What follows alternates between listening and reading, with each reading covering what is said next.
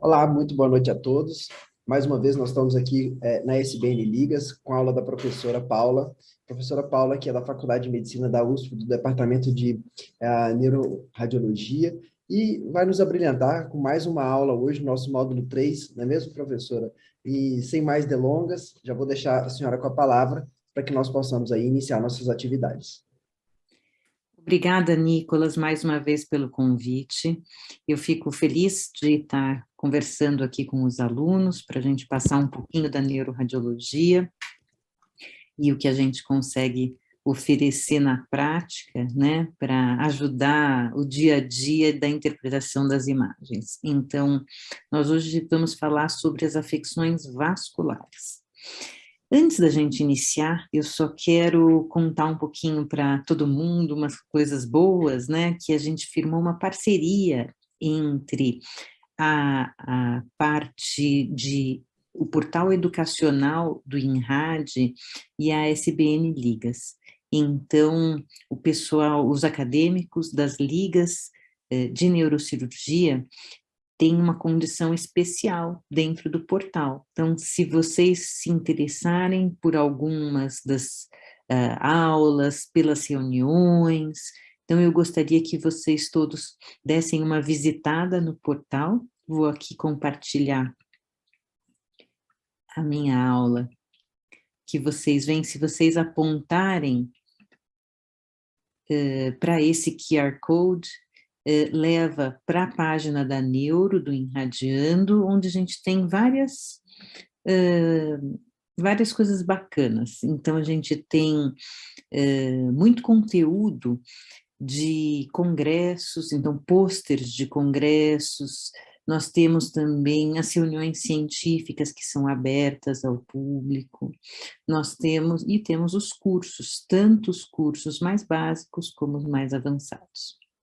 Então, vamos lá. Então, agora a gente vai falar um pouquinho sobre o módulo vascular. E para esse tema vascular, eu quero agradecer algumas pessoas do Departamento de Radiologia, na parte de Neuroradiologia, que me ajudaram com muitas das imagens para essa aula. Então, nós vamos falar hoje sobre duas afecções. Então, as hemorragias e as isquemias. Vamos iniciar pelas hemorragias, então compreendendo aneurisma, malformação arteriovenosa, as fístulas, trombose venosa e as isquemias. Então, as doenças de pequeno vaso, as doenças de grandes vasos, né, aterosclerose, cardioembolismo e o mais importante de tudo, que é o foco que eu quero dar nessa aula, que é a abordagem do AVC agudo, o AVC isquêmico agudo. Então, iniciando pelas hemorragias, a primeira coisa é como que a gente identifica hoje uma hemorragia.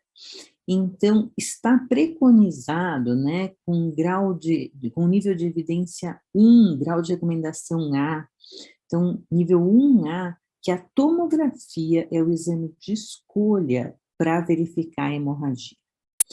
Isso é ótimo, porque a tomografia é um exame muito mais disponível que a ressonância magnética. Então, aqui a gente vê uma hemorragia na fossa posterior, intraparenquimatosa, tá, no hemisfério cerebelar esquerdo, e aqui a gente vê uma hemorragia subaracnoide, né, no espaço licórico, preenchendo aqui as cisternas, as fissuras.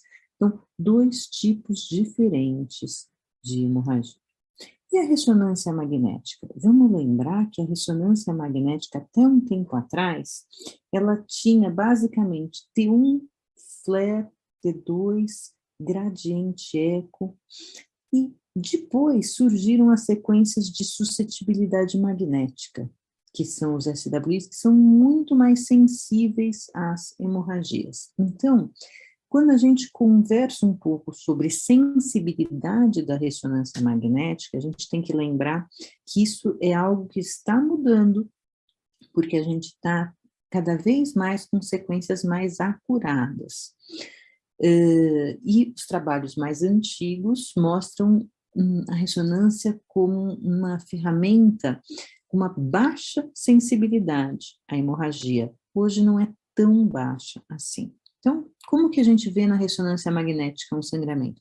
Desculpa, eu esqueci de só descrever para vocês, porque é uma coisa importante quando vocês recebem um laudo para conseguir identificar, né? Então, isso daqui a gente costuma ver como uma lesão hiperatenuante, com uma área hipoatenuante ao seu redor. Então, o hiperatenuante é o sangue, são os derivados hemáticos. Então, aqui tem um pouco de methemoglobina, tem já indo para a hemosiderina, em várias fases. Eu tenho essa região hipoatenuante, que é o edema perilegional.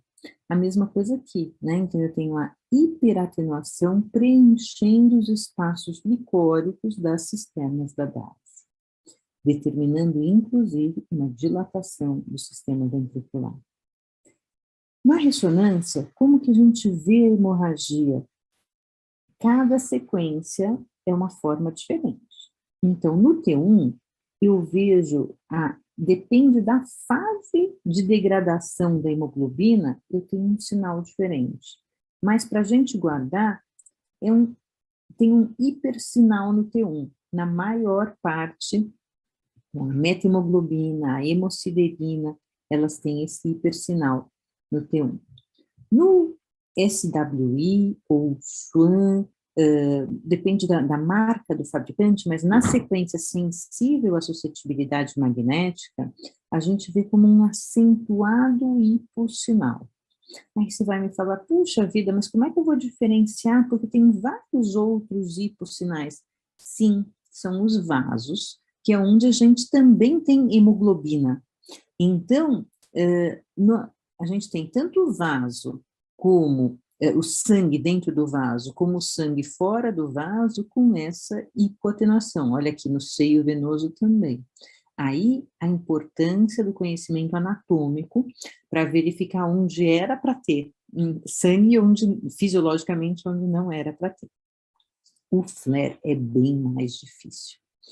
Mas a gente pode ver como um hipersinal no espaço licórico, que normalmente o espaço licórico, o flare é a atenuação do líquor numa sequência T2. Logo, se atenua, era para ser hipossinal. Se a gente vê branquinho no espaço licórico, é porque tem algo diferente ali. E no T2, a gente vê com esse hipossinal. Por quê? No T2, o líquor brilha, toda a água brilha. Se não está brilhando, é porque não tem água, não tem líquor aqui, tem outra coisa, tem sangue.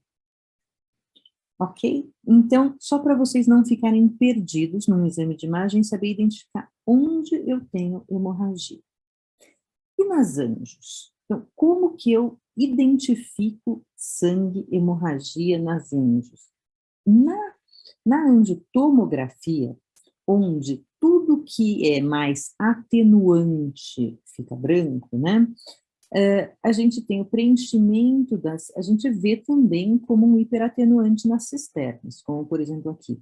Já na ressonância, a angio pode ser feita de diversas formas, e a forma mais habitual que a gente faz uma angio intracraniana, que é o 3D TOF, que chama Time of Flight, ele mostra só o que está se mexendo.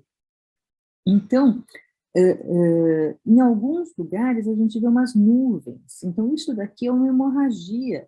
Agora, muitas vezes, a gente acaba vendo, então, assim, a gente vê uma nuvem, um borrão, porque não teve uma atenuação adequada, e isso são os indícios de sangue para a gente nas sequências angiográficas, certo? Bem, com relação à identificação, tem mais um detalhe muito importante. além de diagnosticar, tem alguns detalhes na imagem que pode prever prognóstico, como, por exemplo, a homogeneidade. Então, aqui eu tenho um hematoma na região dos núcleos da base, de uma forma mais específica, no ramo posterior da cápsula interna e na porção posterior do lentiforme, principalmente do cutâneo. E pega também um pouquinho de cápsula externa e extrema, né, o claustro. Então, nesse hematoma, quando a gente faz a angio, a gente vê que tem um pontinho dentro do hematoma, ou seja, a gente consegue ver exatamente de onde surgiu o sangramento. E se no momento do exame a gente consegue ver onde está o sangramento, isso significa que esse sangramento está ativo. E se ele está ativo, ele está em evolução.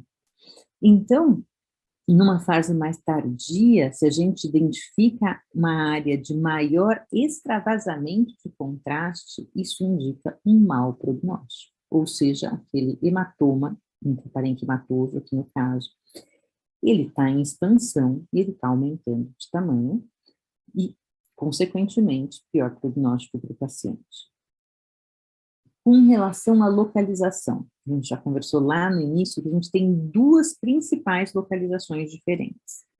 Então, o espaço subaracnoide, né, ou seja, ocupando uma parte do espaço licórico, ele vem para os sulcos, ele vem para as cisternas e dentro do parênquima. Então, a hemorragia intracerebral ou intraparenquimatosa e a hemorragia subaracnoide. São as duas formas de hemorragia craniana. Então, vamos ver cada uma. Primeiro, a hemorragia subaracnoide, conforme eu falei para vocês, ela pode ocupar todas as cisternas, ela pode também vir até ocupar o ventrículo, olha só. Aqui, além da cisterna perissilviana, eu tenho também a inundação ventricular nos cornos anteriores, no terceiro ventrículo, uma deposição. Esse local é clássico para a gente quando a gente vê hemorragia intraventricular, né? A deposição nos cornos,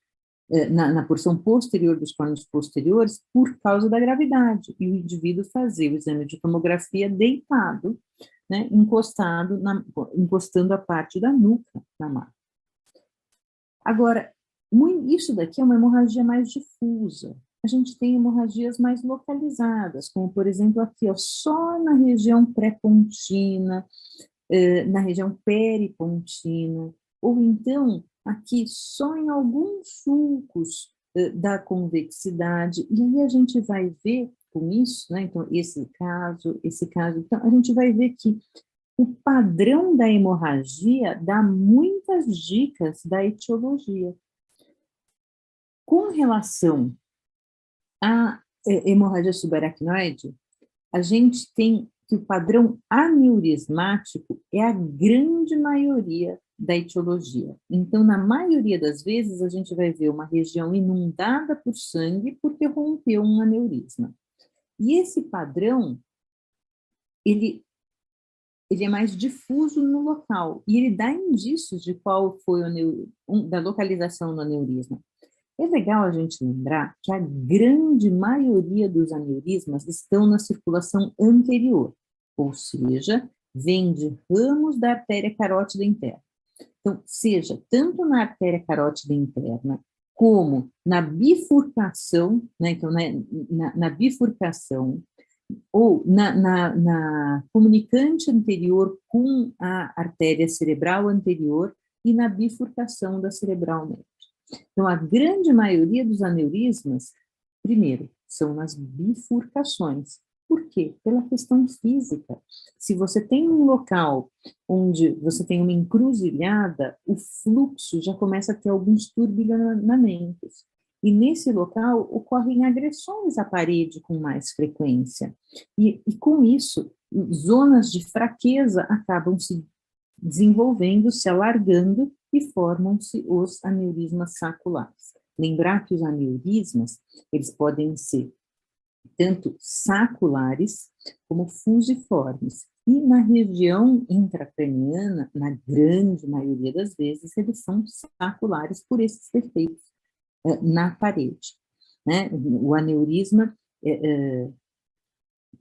e aí a gente vê aquela questão do rompimento, né? Então, se isso daqui rompe nessa região da cerebral anterior, por exemplo, para comunicante inferior, a gente tem a inundação na região ali da fissura interhemisférica, perto do símbolo.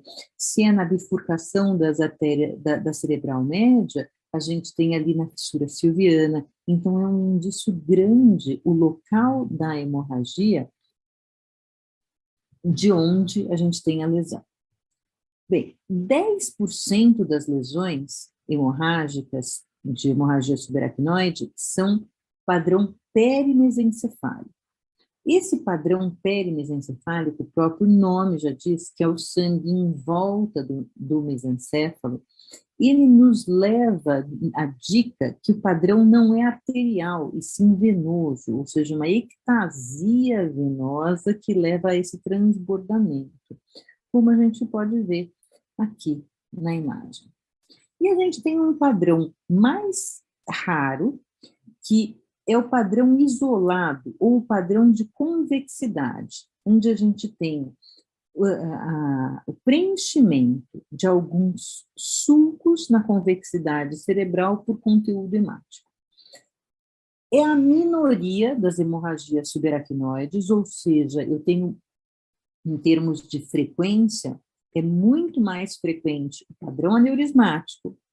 Por que eu quero frisar isso para vocês? Se vocês veem uma HSA, a primeira coisa que tem que procurar, bem, a primeira de tudo é trauma, mas isso vem com a história. A segunda é procurar aneurisma. No momento que você excluiu o aneurisma, aí você vai ver, tem alguma coisa que me indica que seja um padrão venoso, ou seja, é localizado ali na cisterna perimesencefálica? Se não, aí sim eu tenho um grande leque de etiologias a pensar. Então, no padrão isolado de convexidade, eu posso pensar como causa desse sangramento para shunts arteriovenosos, sejam eles por malformações arteriovenosas ou por fístulas. Ou o cavernoma, que também é outro tipo de shunt, né, mas não é uma condição não é um shunt arteriovenoso de alto fluxo. Então, a malformação cavernomatosa, que é o nome atual do cavernoma, porque cavernoma tem aquele, tudo que termina em uma parece, né, o fibroma, o sarcoma, o carcinoma, tem esse aspecto tumoral. E o cavernoma não tem nada de tumoral.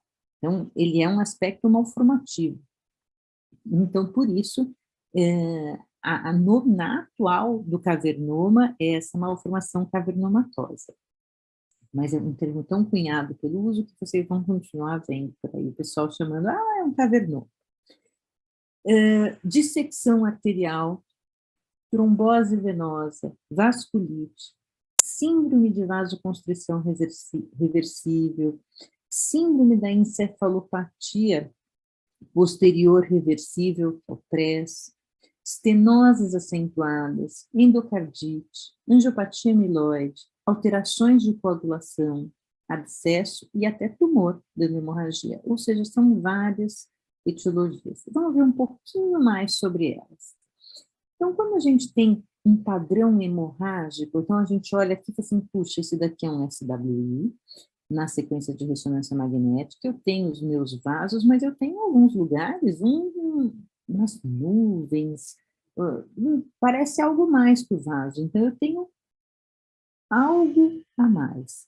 E na hora que eu vou ver na região do seio venoso, essa daqui é a tomografia, uma tomografia sem contraste. Opa, e se eu tenho, se aparece como hiperatenuante, seio sagital superior e algumas veias corticais, o que me indica isso?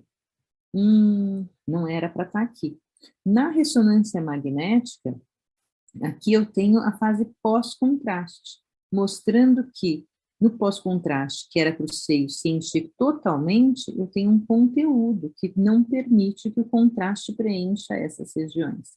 Então, aqui eu tenho alguns sinais que são típicos de trombose venosa. Então, a gente chama o sinal do seio hiperdenso na tomografia sem contraste. O sinal da corda, que são as veias trombosadas. E aqui é o sinal do delta vazio, que é na fase pós-contraste, seja da tomografia, seja na ressonância magnética, o delta, vocês lembram do rio Nilo, que forma aquele delta, aquele triângulozinho? Então, isso daqui é como se fosse um delta de um rio. E aí ele está preenchido por algo que não é o fluxo, então sinal do delta vazio. Então, isso daqui é um exemplo de hemorragia subaracnoide, de convexidade ou localizada, de trombose venosa. Vamos para outro exemplo. Então, lembrar que quando a gente tem pequena monta de sangue no espaço subaracnoide, então aqui às vezes pode ser difícil ver. Eu tenho aqui um espaço subaracnoide amplo, preenchido com líquor, desse lado, mas olha só, desse lado a minha fissura interhemisférica não está preenchida por líquor. Né? Eu tenho uma hiperatenuação aqui, ó, que vem até essa região preenchendo os sulcos daqui. É bem discreta. Então, lembrar que quando a hemorragia subaracnoide é pequena, a gente tem uma sensibilidade menor até que 90%, que é a sensibilidade da tomografia para detecção de HSA. E aqui, nesse caso, o que a gente vê? Focos diferentes, né? Aqui, nessa região, e a anjo mostra que a gente tem vários pontinhos, um vaso irregular, com vários pontinhos de estenose aqui, então no caminho das artérias cerebrais anteriores. O que é isso? Quando eu tenho vários pontinhos, mostra que é um vaso doente. Uma parede do vaso está doente. Então, isso é um extravasamento de sangue, uma hemorragia subaracnoide, por causa de uma síndrome de vasoconstrição reversível, ou seja, esse vaso doente, ele forma estenoses e no momento seguinte ele abre, ele continua com o seu tamanho normal. Por isso, algumas vezes a gente faz a angiografia, né, a angiotomografia ou a angiorressonância, porque a gente pode pegar os momentos em que eu estou com a constrição, que eu estou com as estenoses, mas a ausência dessas dessas estenoses na anjo não afasta o diagnóstico, porque é um quadro intermitente. Outro caso, então aqui a gente tem o preenchimento dos sulcos, né? Então aqui no sulco frontal superior, delimitando um pouquinho no pré-central, tenho também aqui atrás, na região parietal, então 2 lugares diferentes de depósito hemático, e quando a gente faz a anjo, isso mostra para a gente, puxa, tem alguma coisa errada nessa anjo, porque normalmente, vamos lembrar da anatomia, a gente vê circulação anterior provindo das carótidas internas, e posterior vindo das vertebrais. Então, aqui, eu vejo, né, a circulação posterior, mas eu não vejo uma circulação anterior, eu vejo as artérias cerebrais anteriores, e um enovelado, uma nuvem vascular para cá. Então, isso daqui é a síndrome de Moyamoya, onde eu tenho uma oclusão ou uma não formação, um problema de fluxo nas artérias carótidas internas, então eu não caracterizo as artérias carótidas internas e o fluxo proveniente para poder irrigar e chegar na circulação distal, porque eu tenho aqui presentes os ramos da cerebral média, eu tenho aqui os ramos da cerebral anterior, isso são provindos, a circulação cria novos caminhos. Então, existe uma neovascularização, a formação de colaterais para poder suprir a vascularização. Se isso é algo de formação, então não foi formada a artéria a artéria carótida interna, a gente chama de síndrome de Moyamoya. Porém, isso pode ser uma alteração determinada. Então, se um paciente tem uma oclusão de carótida, mas não é uma oclusão rápida, uma oclusão lenta que dá tempo de formar os colaterais, a gente fala também que é um padrão Moyamoya pós-oclusão arterial. E pode dar, muitas vezes, em momentos de descompensação, pode dar hemorragia subaracnoide. Outro caso de hemorragia subaracnoide de convexidade. Então, a gente tem aqueles pontos vasculares, né? A gente vê os vasos, mas vê vários outros pontinhos de hemorragias pontiformes num paciente que a gente vê nas imagens estruturais que já tem toda uma circulação de pequenos vasos doentes. Então, a gente vê esse padrão de alteração de sinal na substância branca, confluente, indica a alteração de pequenos vasos, então uma microangiopatia nessa região. E mostra não só na substância branca supratentorial, mas na infratentorial também, com esses foquinhos que às vezes se agudizam. E esses foquinhos, como que eles surgem? Porque nos pequenos vasinhos a gente tem a parede toda doente inflamada. E, às vezes, isso transborda um pouco de sangue, que é o que a gente vê aqui. Então, esse é uma causa de vasculite, né? Uma arterite difusa, uma vasculite de pequenos vasos, dando essa HSA. Então, para a gente resumir um pouquinho como que a gente organiza a cabeça, porque a HSA é bastante frequente, a gente vai ver quando que é importante. Então, você, na prática, veio uma HSA para você. Quando que você deve prosseguir a investigação, quando não deve. Então, se você tem a primeira coisa a fazer com uma HSA é você ver. Você viu já numa tomografia. Então, você faz a angiotomografia. Porque lembra, a primeira coisa que a gente tem que excluir é aneurisma. 85% das HSAs não traumáticas são por aneurisma. Então, se vem o aneurisma, bem, aí a conduta já está mais fácil. Então, você pode fazer o planejamento endovascular, né, seja com mola, né, ou fazer o clampeamento cirúrgico. Agora, se não veio um aneurisma, o que pode acontecer? Você pode ter um padrão, que é chamado de padrão aneurismático difuso, que aí, nesse caso, vale a pena você pedir uma angiografia digital. Por quê? Alguns aneurismas não aparecem nesse primeiro momento e eles vão aparecer só na angiografia digital, seja pelo pequeno tamanho, seja por problemas técnicos de fluxo no momento da aquisição do exame. Às vezes, baixo fluxo, baixo volume, né? Então, o paciente desidratado. Então, a gente tem uma série de condições que dificultam a avaliação de pequenos aneurismas. E se a gente tem aqueles padrões que eu mostrei para você, o padrão perimesencefálico de hemorragia subaracnoide, você não precisa pedir a DSA, a angiografia digital. A gente já viu que, inclusive, ele é venoso. Então, e se você não tem nenhum sangramento, obviamente, você não vai pedir. Na suspeita de vasculite, muitas vezes você acaba pedindo, sim, a angiografia digital para caracterizar de uma forma mais evidente. Mas cada vez mais a gente está tentando substituir esse exame invasivo aqui, que é a angiografia digital, pela angiotomografia e a angiorressonância. Agora nós vamos para um outro capítulo, que é a hemorragia intraparenquimatosa. A hemorragia intraparenquimatosa, a gente organiza na cabeça de duas formas separadas. Se ela for superficial ou lobar, no córtex, a gente pensa em alguns diagnósticos. Se ela for profunda, a gente pensa em outros diagnósticos. Por quê? Por causa do tipo de vaso que dá esse sangramento. Então, vamos falar primeiro.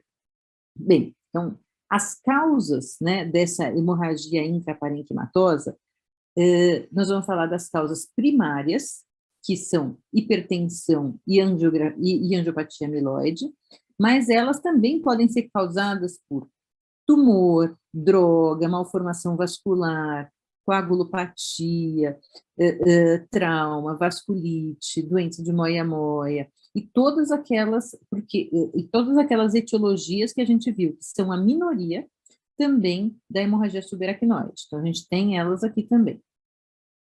Vamos começar pelas causas primárias e o padrão central, né? Então, no padrão central, a gente tem ocorreu alguma desregulação nos vasos que irrigam os núcleos da base. E esse é um padrão típico de hipertensão arterial sistêmica. Então, quando a gente vê uma hemorragia central, a primeira coisa a checar é se esse paciente é hipertenso. Porque aí a gente já, puxa, essa hipertensão descontrolou. E aí a gente teve a formação desse coágulo, né? Então, desse hematoma que evolui depois para esse coágulo cerebral. Aqui a gente vê na tomografia, então, esse aspecto de hiperatenuação com edema perilesional, aqui na ressonância magnética, na sequência sensível à suscetibilidade magnética, no T2 e no T1, mostrando então no T1 esse hipersinal, no T2 o hipossinal e no SWI esse marcado hipossinal. Então, qual que é esse mecanismo? São os vasinhos perfurantes. Então, ele pode dar também mais central, mas é uma substância branca mais central, são por esses vasinhos perfurantes, principalmente nos núcleos da base e na ponte. Já a outra etiologia de hemorragia intraparenquimatosa primária é a angiopatia amiloide. E a angiopatia amiloide, ela caracteristicamente dá esses foquinhos de hemorragia intraparenquimatosa periféricos, ou corticais, ou lobares. Podem ser vários pequenininhos, ou pode ter um tamanho diferente. De novo, olha só, olha como a tomografia tem uma sensibilidade menor para a detecção de pequenos sangramentos. A gente está no mesmo nível e é mais desafiador a gente achar as áreas de hiperatenuação aqui, por exemplo, no frontal, como a gente vê com as sequências de suscetibilidade magnética na ressonância magnética. E aí, vamos falar um pouquinho da hemorragia intraparenquimatosa secundária. É bastante comum a gente ver, nos casos de AVC isquêmico, que a gente já vai falar daqui a pouquinho, durante uma isquemia, a gente tem um edema do local, que dificulta que os vasos cheguem até lá. E toda a permeabilidade vascular está alterada. Às vezes, até a gente também vai conversar sobre isso, existem drogas que aumentam essa permeabilidade na tentativa de abrir os pequenos vasos que estão fechados. E com isso, nessa desregulação, seja ela fisiológica ou nessa tentativa farmacológica de vasodilatação, a gente pode ter o extravasamento de sangue muito periférico, então, na região cortical, como a gente vê delineando aqui. Então, isso daqui, a gente vê nessa região, é sangue que a gente teve uma transformação hemorrágica de um AVC isquêmico. Isso pode acontecer em até metade dos casos. Você vai falar assim, é frequente? Puxa, a gente sempre tem que pesquisar numa isquemia se houve transformação hemorrágica. É uma das causas de hemorragia intraparenquimatosa. Outra causa de hemorragia intraparenquimatosa, e aqui é muito importante que às vezes a gente acha aquele baita, ótimo, então temos aqui um hematoma intraparenquimatoso. Ele é grande e ele tem um monte de sangue. E na ressonância magnética principalmente, mas na tomografia computadorizada também, ele pode esconder coisas ali de baixo. Então aqui está escondendo, mas a gente vai mais para baixo nos outros cortes e acha que, puxa vida, tem um enovelado vascular, né, um monte de flow voids, que a gente chama na ressonância aqui, um monte de vasinhos, ficou mais fácil de ver na sequência angiográfica. E o que acontece? É um shunte arteriovenoso, uma malformação onde eu tenho a comunicação de uma artéria periférica com uma veiazinha. E nesse momento, a parede da veia não está preparada para receber um fluxo de sangue arterial, e às vezes estoura e dá essas hemorragias. Então, isso daqui é uma malformação arteriovenosa, um exemplo de sangramento. Nesses shunts, né, a gente pode ter shunt na circulação anterior, na circulação posterior. É sempre importante que a gente consiga, através das sequências angiográficas, caracterizar onde é a artéria que está fazendo shunt para o sistema venoso, para que isso seja corrigido. Então, às vezes, só a angio não é a única, não, a angiotomografia ou a angiorressonância convencional não é a única ferramenta. A gente tem que acabar indo para a angiografia digital. Mas com a evolução técnica, a gente tem uma outra ferramenta da ressonância que permite a gente ver de uma forma dinâmica a chegada do contraste, que é a angiorressonância 4D, ou seja, ela é tridimensional e ao longo do tempo. Então, a gente vê a chegada do contraste. Então, a gente acompanha a fase arterial e depois a fase venosa, como se fosse uma angiografia digital. Então, tem uma indicação ótima em todos esses shunts arteriovenosos, seja na malformação arteriovenosa, seja nas fístulas arteriovenosas, para a gente conseguir ver de uma forma não invasiva, né, sem o exame da angiografia digital, onde são esses pontos de shunt. Então, aqui, um outro exemplo de MAVE, e aí aqui mostrando, né, o enovelado vascular aqui, meio obscuro por tanto sangue. Na tomografia, mais difícil ainda de ver, porque a gente teve um sangramento com inundação ventricular. E, às vezes, a gente fica na dúvida, puxa vida, será que isso daqui é uma malformação arteriovenosa? Então, pela tomografia, será que isso daqui é uma malformação arteriovenosa? É um tumor que teve, como a gente sabe, né, dentro da fisiopatologia do tumor, está a invasão dos vasos e a quebra da barreira hematoencefálica com extravasamento de sangue, que às vezes podem dar hemorragias deste calibre. E aí essa hemorragia toda esconde um tumor ali dentro. Então, vale muito a pena a gente evoluir nos métodos diagnósticos para tentar chegar qual é a lesão primária, já que a gente está vendo que o sangue, né, o hematoma, ele é secundário. Então, nesse caso, a ressonância deu a definição para a gente que nós temos aqui uma malformação arteriovenosa. Aqui é uma imagem muito exuberante, e eu trouxe para vocês, porque às vezes pode confundir mesmo, dos cavernomas, ou malformação cavernomatosa, opa, faltou um R aqui, cavernomatosa, desculpe, que na região da ponte, ou seja, eita lugar difícil, né, para ter esse tipo de cavernoma. O cavernoma clássico é esse aqui de baixo, que tem esse aspecto de pipoca, ou seja, ele tem pontos com hipossinal, pontos com hipersinal, porque ele tem alguns focos de sangramento mais antigo, focos de sangramento mais recente, e são pequenas malformações de etiologia muito mais venosa, né, venular e venosa, ou seja, ele não tem alto fluxo, e por isso ele não tem comunicação com o sistema arterial direto, ele não vai aparecer na angiografia, nem na angio-RM, na angiotomografia. Então, ele é uma malformação de shunt, né? Ele é uma malformação do sistema vascular, mas sem receber um alto fluxo arterial.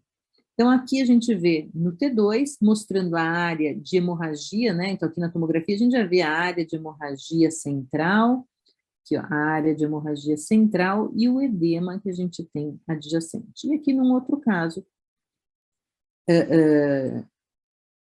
o sanguinho aqui nessa região. E muitas vezes a gente tem, muitas vezes não, mas em 30% dos cavernomas, cujo aspecto clássico é esse daqui, então aqui é a pipoca, com um monte de suscetibilidade magnética ao redor, em 30% dos casos a gente deve procurar porque existem condições familiares em que a gente tem esses cavernomas múltiplos, essas malformações cavernomatosas múltiplas. E o quadro, esse daqui eu trouxe um quadro bastante exuberante para vocês, que são múltiplos focos, né, de hematomas intraparenquimatosos por causa de cavernomas. Então, debaixo de cada um desses tem um cavernominha, mas eles podem, então, se você acha um cavernoma, é muito importante procurar outro, porque nesse momento você vai fazer, você pode dar um indício de uma condição familiar, né, que é esse desenvolvimento da cavernomatose múltipla.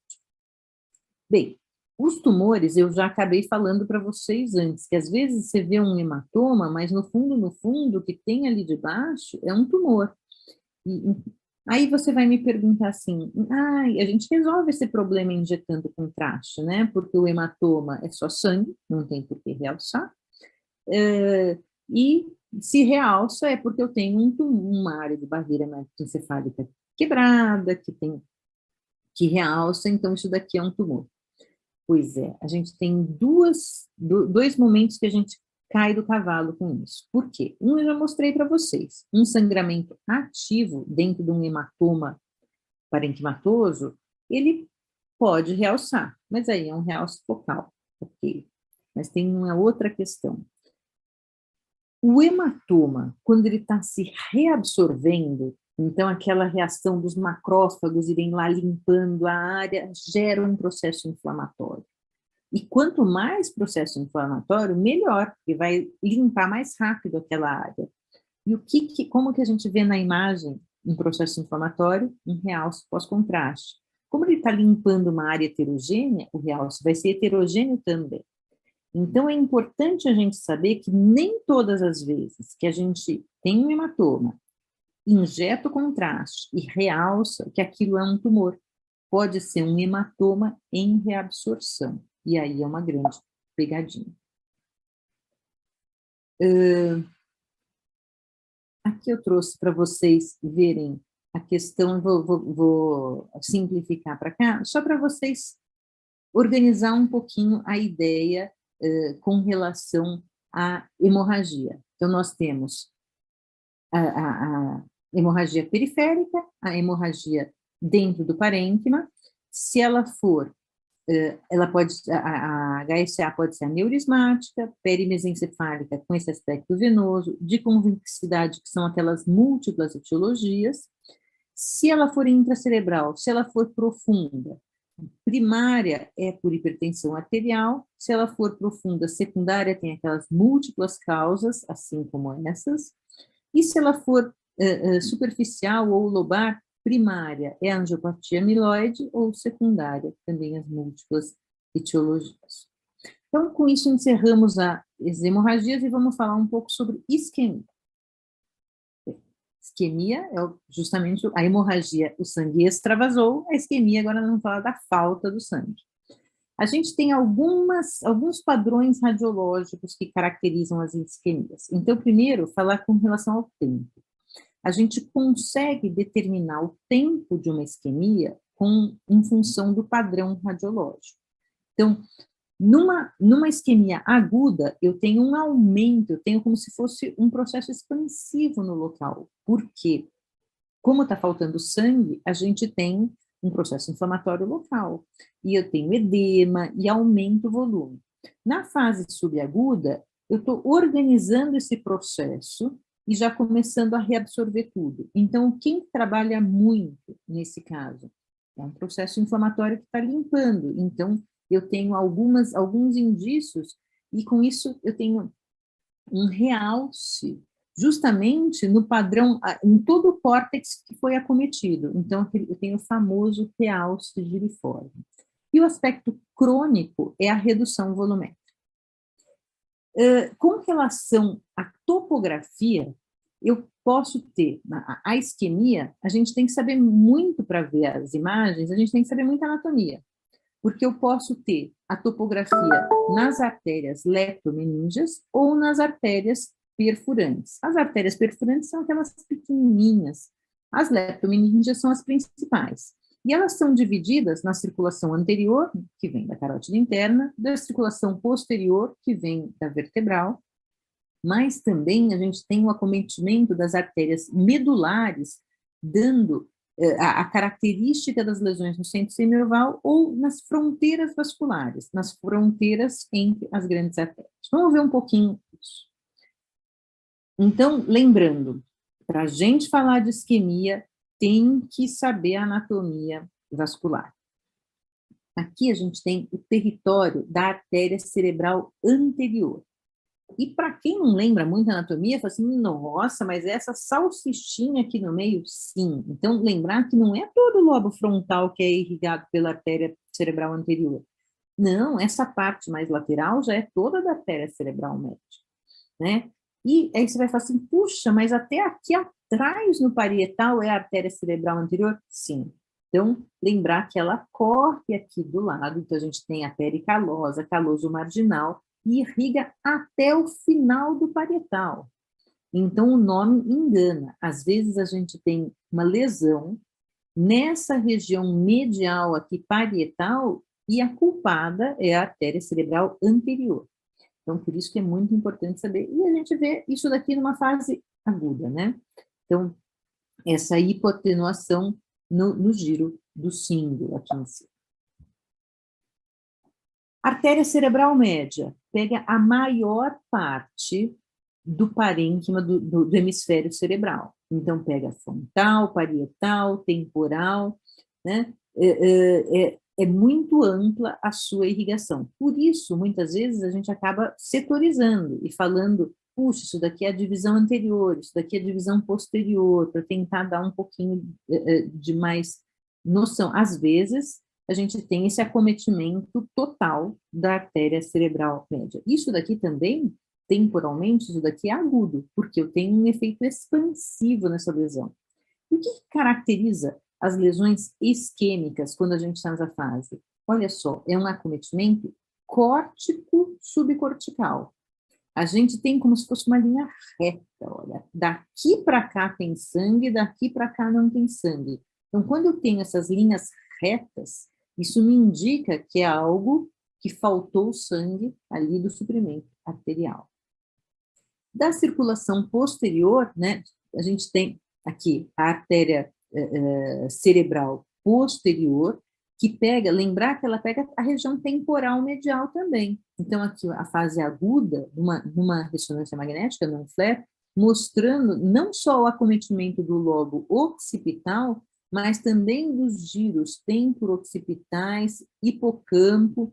A gente tem o acometimento temporal mesial posterior pela artéria cerebral posterior. Tem muitos mais detalhes. Então, por exemplo, quando a gente chega na região dos núcleos da base, né, aqui a gente vê o acometimento da artéria coroideia anterior, que é ramo direto da carótida interna, pegando a região da cápsula interna, o ramo posterior da cápsula interna. Já o ramo anterior é pelas lentículas estriadas laterais. Aqui, a região do caudado são as lentículas estriadas laterais. E aqui a gente vê a divisão dos territórios vasculares. Então, um exemplo para vocês, olha só, uma isquemia, isso daqui é uma imagem de ressonância magnética com a sequência de difusão, onde a gente vê um hipersinal na difusão, indicando que nesse local existe uma difusão preferencial em algumas áreas, mostrando um edema citotóxico grande no local. Isso acontece só nos primeiros 15, 20 dias. Então, é um marcador de lesão aguda. Então, quando a gente tem restrição à difusão, um dos diferenciais é a gente ter uma isquemia aguda. Mas eu queria mostrar nessa imagem aqui para vocês que isso daqui é o território da cerebral anterior, esse daqui é o território da artéria cerebral média, e esse daqui é a artéria cerebral posterior. Só que eu tenho zonas de fronteira vascular, ou seja, pequenos vasinhos, bem periféricos, e às vezes a gente vê o acometimento exatamente numa linha dessa, mostrando que está faltando sangue lá na pontinha. E esse é um dos padrões radiológicos que eu comentei com vocês. E quais são os mecanismos das isquemias cerebrais? Então, lembrar que de todos os AVCs possíveis, só 12% são hemorrágicos, ou seja, 88% são isquêmicos, muito mais. Dentre os isquêmicos, considerando 100%, a maioria é por doença de pequenos vasos, é por microangiopatia. Depois a gente tem 2 mecanismos diferentes levando o segundo lugar nas causas, que são as doenças dos grandes vasos, a aterosclerose, né? Então carótida, a gente chama grande vaso, carótida até M1, né? A cerebral média, até a porção inicial da cerebral média.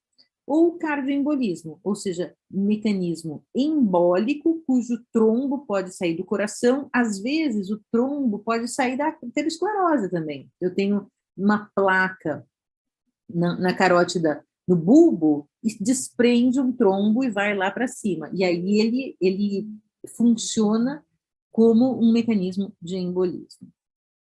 Então, era aqui que eu estava falando para vocês. Então, a placa ateromatosa, que pelo fluxo às vezes desprende uns pedacinhos, então é importante que a gente veja o sistema vascular completo, né? Então, às vezes, a gente não tem um bulbo bonitinho como esse daqui, está cheio de plaquinhas, e a gente vê na anjo uma imagem negativa das placas.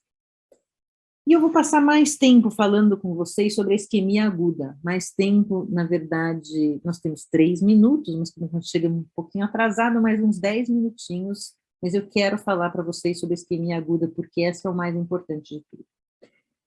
A imagem, hoje em dia, é fundamental para a gente selecionar os pacientes que chegam com AVCI e vão para terapia de reperfusão vascular.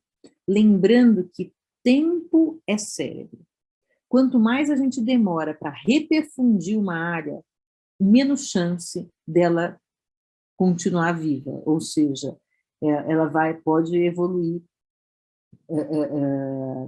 em definitivo, né, ser uma área não de lesão definitiva.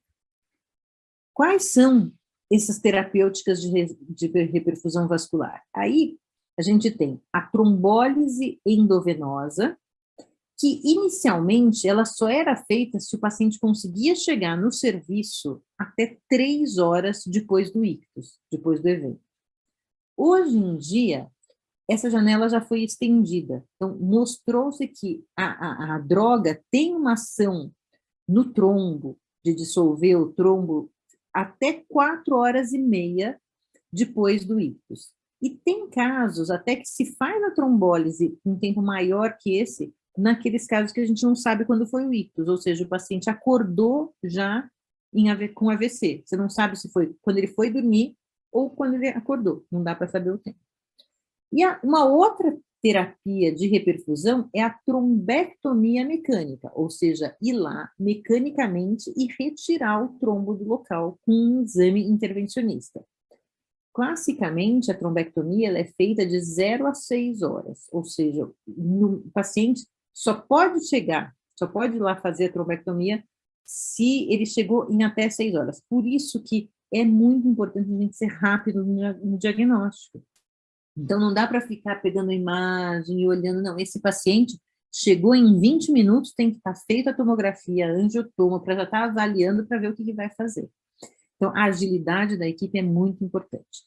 Eu só queria falar que, hoje em dia, o HC é um centro que faz trombectomia, não são todos os centros que fazem, mas é possível fazer, saíram trials mais recentes mostrando que existe o benefício da trombectomia feita com até 16 e até um dia depois do ictus, mas em casos bastante selecionados. E como que a gente vai selecionar esses casos? Através dos exames de imagem. Então, como que a gente indica uma reperfusão? Eu tenho aqui um exame, e aí queria que vocês gastassem um tempinho olhando essas imagens. Algo chama atenção? Vocês estão vendo que eu não coloquei uma janela normal de avaliação de parênquima, eu coloquei uma janela um pouco mais contrastada, justamente para destacar as coisas, né? Se tiver alguma coisa dentro do parênquima. E olhando aqui, o que a gente vê? Puxa, não, nada me chama atenção no parênquima, mas tem algo que me chama muito atenção, que é essa artéria cerebral média branquinha aqui. É o que a gente chama de sinal da artéria cerebral média hiperdensa. Então, para eu indicar reperfusão, eu tenho que ter um local que tenha o trombo. Então, eu vou fazer aquela tomografia sem contraste assim que o paciente chega, e se eu acho um trombo, nesse caso, a artéria cerebral média hiperdensa, o que eu tenho que procurar? Puxa vida, vale a pena, eu tenho área para salvar? Então, eu tenho alguma área que eu estou vendo aqui para salvar? Puxa, eu não estou vendo nada agora, mas esse não é o exame, a tomografia, ela não consegue ver as áreas que estão em sofrimento. Então, o que eu vou ver? Eu tenho alguma área de hemorragia, ou seja, a regulação vascular, ela está funcionando bem ou ela já está toda alterada, que eu já comecei a quebrar a barreira, já tive extravasamento, porque se tem muita hemorragia, eu não vou pensar em hiperfungir, porque ele já está com problema nesse sistema. E se ele tiver muita área de parênquima que está perdida, né, que está com hipotenuação, isso significa que muito desse parênquima já foi, não é saudável, não é salvável ainda. Então, isso é o que a gente tem que se preocupar. E como? Vamos ver com um pouquinho mais de cuidado. Primeira coisa, se eu tenho uma isquemia, isso contraindica as duas terapêuticas, tanto a trombólise endovenosa quanto a trombectomia mecânica. Se eu tenho uma área de parênquima muito extensa, aqui eu tenho todo o território da artéria cerebral média comprometido. Então, isso daqui indica que já está muito extensa o meu sofrimento. É uma contraindicação para terapia endovenosa, principalmente na janela de 3 a 4 horas e meia, que é quando a gente fica na dúvida. Se não tem trombo proximal, bem, está contraindicado você tirar, não tem o que tirar, né? E se você não tem área de parênquima para ser salvo, também. Então, agora vamos falar sobre como que a gente define se tem ou não tem parênquima para ser salvo. Existe uma escala para a gente ver isso, que é o Aspects. Então, como que eu falo que se uma hipertenuação franca ela está extensa ou não? Então, o Aspects é um critério são 10 territórios, são 6 territórios corticais e 4 territórios profundos que a gente deve avaliar se está comprometido ou não. Então, cada um desses territórios ganha um pontinho. Se o paciente está com a atenuação preservada em todos esses lugares, ele ganha 10. Se, de repente, eu tenho uma lesão córtico subcortical aqui, por exemplo, só em M4, ele perde o ponto de M4, ele fica com 9. E assim por diante. Então, se ele está em cada uma das regiões, no núcleo caudado, no lentiforme, na cápsula interna, na ínsula, então, no território de cerebral média mais inferior, que é o M1, ínfero médio e ínfero posterior, que é o M3, súpero anterior, súpero médio e súpero posterior. Então, esses são, daqui que vem o aspects. Por que é muito importante isso? Porque a gente pode fazer a trombectomia mecânica se o aspect estiver maior ou igual a 6. Ou seja, não pode, eu tenho que ter 6 desses territórios preservados. Isso, na verdade, está caindo para 5 territórios. A gente está vendo que tem mais benefícios, mas o que está ainda, tudo isso são resultados de trials com um número grande de pessoas e os pacientes têm que ser muito bem selecionados para fazer esses trials. Então, o que a gente vai ver? Vai ver, primeiro, se tem hipoatenuação córtico-subcortical ou perda da definição entre a substância branca e a substância cinzenta. para isso, é importante que o exame esteja simétrico e que a gente abra um pouquinho mais a janela. Então, não é nessa janela de parênquima. Vocês lembram essa janela que eu tinha mostrado aqui para vocês? Vou voltar um pouquinho. É nessa janela. Aqui eu consigo decidir melhor se o território está comprometido ou não. Então,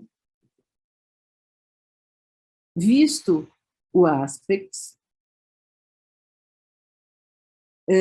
aqui a gente vê um caso, olha só, olha a janela que a gente usa para ver a definição córtico subcortical, onde a gente vê. Então, aqui a gente tem uma artéria cerebral média hiperdensa, não vê nada de hemorragia, não vê, a atenuação é muito discreta, né? Então, a hipoatenuação muito discreta. E quando a gente faz a anjo, porque a angiotomografia ela é feita desde lá de baixo. Por quê? Então, por aqui eu falo assim, puxa, olha, por aqui eu tenho critério para poder fazer a minha trombectomia, mas eu tenho que planejar isso.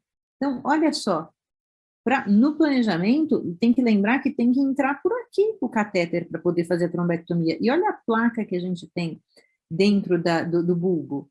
Então, e mostrando uma outra coisa também, a hora que a gente vem para cá, a diferença de vascularização, né? Então, nesse caso, foi feita a trombectomia através aqui dessa região, e como ela tinha bons colaterais, então, apesar de ter um trombo aqui, a gente vê que os raminhos estão preservados, depois da trombectomia, não houve lesão.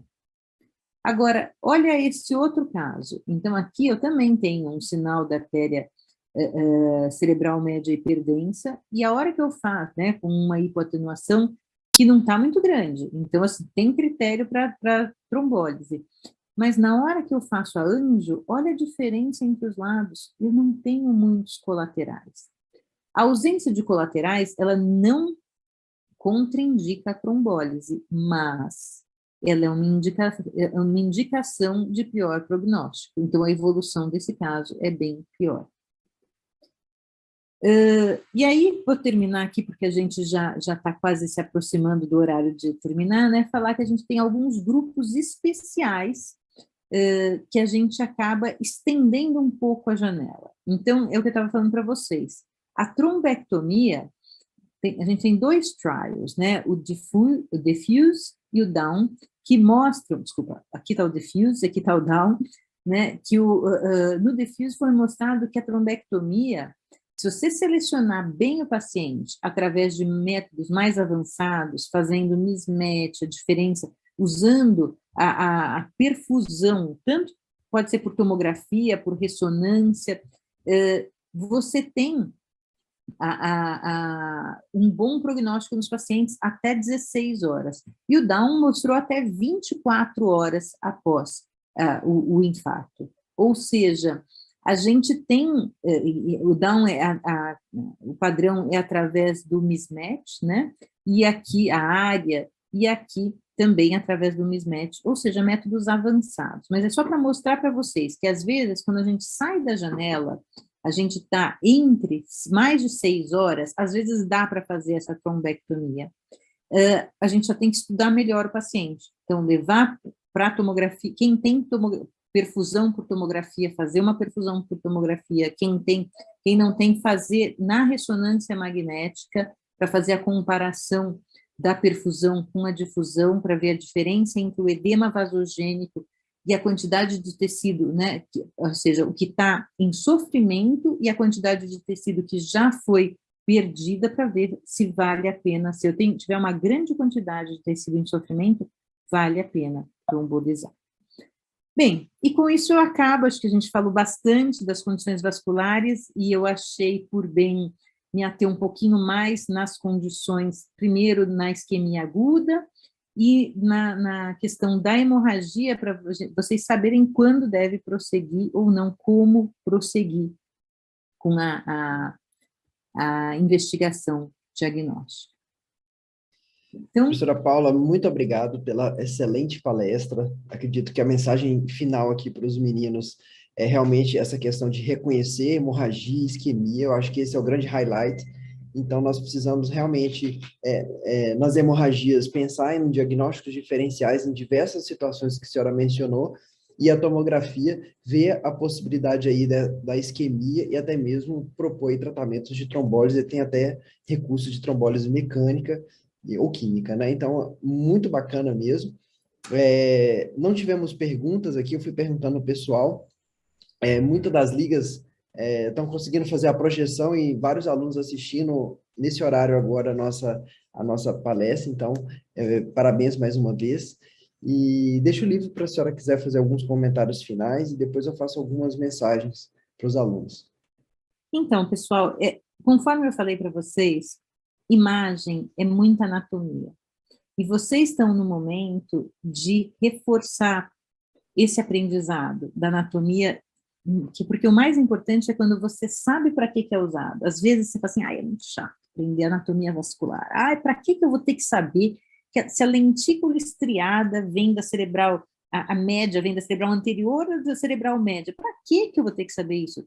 Na hora que você estiver ali planejando uma trombólise do seu paciente, e você vai ter que ver qual é o caminho que você vai ter que fazer para ir atrás e dissolver aquele trombo, sim, você vai ter que saber isso. Então, é muito bacana se você já vem com esse embasamento. A parte de imagem, eu sou suspeita para falar, porque eu trabalho com imagem, né? Eu acho, além de achar lindo, é muito convidativo. Então, assim, você acaba conseguindo aplicar o conhecimento na prática de uma forma mais tranquila, se você já domina a parte da imagem. Então, eu queria fazer realmente um convite a vocês, e quem gostou, a gente ainda tem mais um encontro. Nesse último encontro, a gente vai falar um pouquinho sobre as condições infecciosas e malformativas, então, os dois temas que são um pouquinho menos extensos, né? A gente vai falar nessa última reunião, mas depois eu convido vocês dessa mesma forma que vocês estão fazendo projeções e estudos em grupos, a gente incentiva muito isso. O que a gente acha assim, quando um tema é lançado, às vezes um pegou uma parte, o outro pegou outra parte, vale a pena depois juntar e conversar, até porque é nesse momento em que os conhecimentos são sedimentados. Então, em função disso, né, vou voltar àquele assunto que a gente falou no começo da aula, que a SBN Ligas fez a parceria com o Enradiando e a gente disponibiliza vários cursos básicos para alunos. Então, tem o Neuroradiologia Básica, tem os cursos de anatomia, onde a gente tem uma visão geral, tem uma visão específica que o neurocirurgião coloca as peças anatômicas, eu coloco as imagens, e tem os especialistas que vão dando justamente essa abordagem de, inclusive, o professor Eberval, que já deve ter falado para vocês aqui na Liga também, ele também dá uma aula. Então, assim, só para mostrar para vocês que é interessante, às vezes, aprofundar esses conhecimentos. E se vocês fizerem grupos maiores, a gente está fazendo essa parceria justamente para dar o desconto. Então, chega um desconto de 30% se formarem grupos de até 10 pessoas, mandando para a gente o grupo das 10 pessoas e a gente faz esses... assim, tudo isso, se vocês tiverem dúvidas, a gente tem fóruns de dúvida marcados para conversar com vocês. E, agora, é muito importante, se alguém agora está com alguma dúvida, tentar realmente tirar, não levar para casa, não falar assim, eu estou com vergonha de perguntar, depois eu vou dar uma estudada melhor. Não, vou ficar super feliz de responder as dúvidas de vocês. Queria, Professora mais uma vez, Paula, agradecer a atenção de vocês. ótimo. Temos duas perguntas aqui rápidas, e eu Oba! complemento a fala da senhora a respeito da correlação anatomo-clínica. Então, o paciente, às vezes, chega no consultório, você correlaciona com a anatomia que você disseca no laboratório, que você aprende na anatomia, e chega na radiologia e tenta ver essa correlação. Eu acho que esse é o grande chave aqui do nosso aprendizado. Então, o pessoal do Sete Lagoas, a condução aqui do Robert, pergunta o seguinte: a senhora indicaria o uso de contrastes no hematoma parênquimal? Então, lembra que eu falei para vocês, num hematoma, vale a pena, na tomografia, você deve fazer o uso do contraste para ver se não tem alguma lesão embaixo. Se realça, se ele é agudo, se não realça, até para ter um padrão evolutivo. Porque muitas das vezes, eu não vou conseguir falar para você, tem uma lesão aqui embaixo, ou pior, não vou conseguir falar, não tem nada aqui embaixo. Eu não vou liberar esse paciente. E aí esse paciente vai ter que voltar daqui a 1 mês, daqui a 3 meses, para eu comparar a imagem. E a fase sem contraste e a fase com contraste. Então, sim, num hematoma parenquimatoso, vale a pena fazer, sim, a fase com contraste, se ele tiver hemodinamicamente estável. Porque a gente tem que lembrar, inclusive, que se eu não fizer o contraste, eu estou deixando de pesquisar um sangramento ativo. Porque eu só vou saber do sangramento ativo se eu injetar. Temos mais uma pergunta aqui. Em casos em que não há área cerebral para ser salva, a trombectomia não é indicada. Todavia, se o AVE ainda estiver em evolução, como nós vamos estimar essa área que ainda pode ser salva? Isso, ótima pergunta essa. Então, na tomografia, o máximo que eu consigo dar é o aspects. E o que é o aspects? É uma área que está hipotenuante, ou com perda de definição entre a substância branca e a substância cinzenta. Então, aquilo lá é uma área que já não tem mais salvação. Agora, nesses estudos, nos métodos avançados, fazendo a perfusão, seja por tomografia ou a perfusão por ressonância magnética, a gente calcula a diferença, a gente faz a subtração da área que já está com dano e a área que é salvável, né? Então, é a penumbra vascular. Aquela área que está recebendo pouco sangue, mas se ela passar a receber sangue bastante a partir de agora, para ela está normal, ela volta a toda a sua função. Então, quais são os métodos, respondendo à pergunta, como que eu faço para investigar a área de penumbra? A gente tem o estudo de perfusão cerebral. Pela ressonância magnética, o que a gente faz? A gente faz o flare e a difusão. Então, o flare e a difusão, flare já é um dano que a partir de 6 horas você já vê, né, você já vê as alterações logo precoces.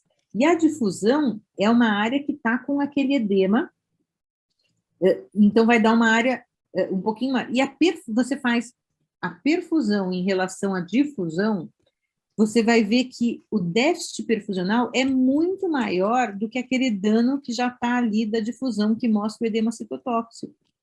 Então, essa diferença mostra onde você pode agir e é o parênquima que você vai salvar. Normalmente é estimado em ml. Então, eu tenho tantos ml de parênquima salvável.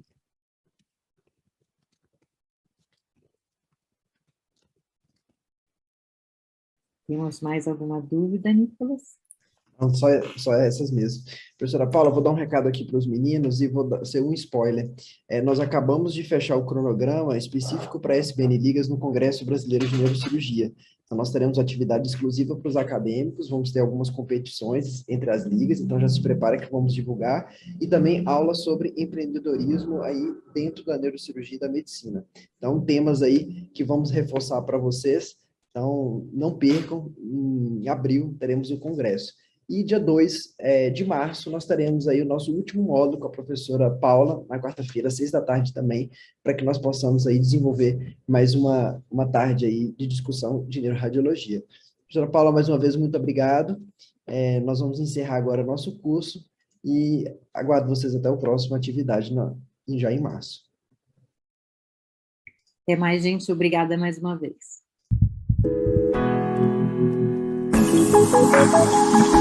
Thank you.